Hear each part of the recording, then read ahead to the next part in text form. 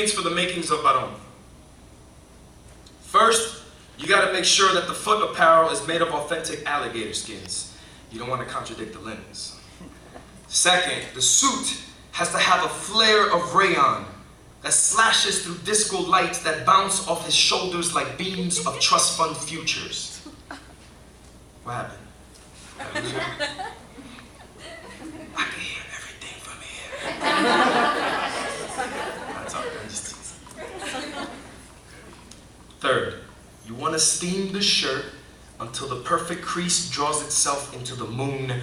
The triple threat must be triple stitched melody, the Oxford cloth swaying to the rhythm of an old San Juan guitar, a red handkerchief in the right pocket to wipe the cherry stains off the Corvette, stacks of hundreds in the left wallet, left hand heavy from the Rolex, a black hat to protect the wisdom of the streets, the white feather aiming to the ancestors in a 93-degree angel obtuse, the obstruction of law enforcement strategy, strap on the metal, the cold of the black iron, fully loaded clips, 45 caliber, 38 revolver, rotate around the block in the mechanics of a 945 Porsche, white as the pearl sky, to rocket past begging hands that wish to grip the gears. It turns into nights.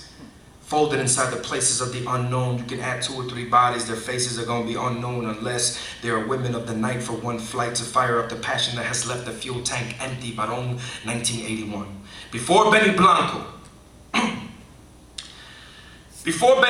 even thought about moving to the Bronx, before Carlito's Way became the office of street legends, before Tony Montana could get you gobala, he was just a little cockroach. Barong could shake the earth with his bare hands before Pedro Navaja could flash a gold tooth like Karma's anthem.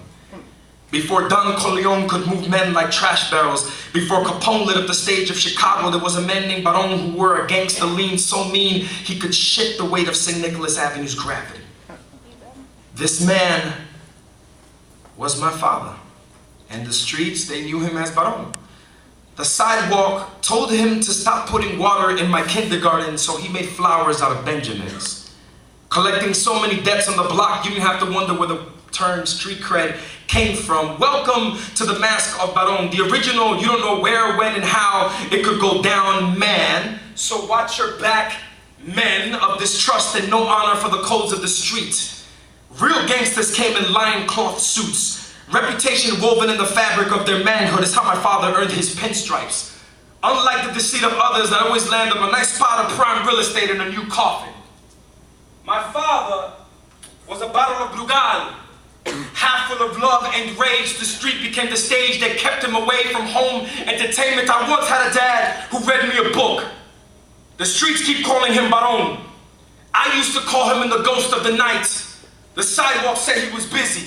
He had to be Barong. Survival was not something to contemplate when the plate was full, his slippers in the house, empty. Small price to pay for the meal of a family. Stomach full, heart empty. And I used to envy his strength. His cologne like a repellent for bullets permeating from his skin and all over his brand of pride. Barong was my teacher, the blueprint of my future. Mapped out on all my favorite Fania albums, he would tell me, my son, you got a problem with that person? I can help you kill that person. And that's how we first bonded. Over a hot bowl of mongoose, some coffee, maybe Cheerios, I'm not really too sure, but we were plotting to kill my first bully in the 4th grade.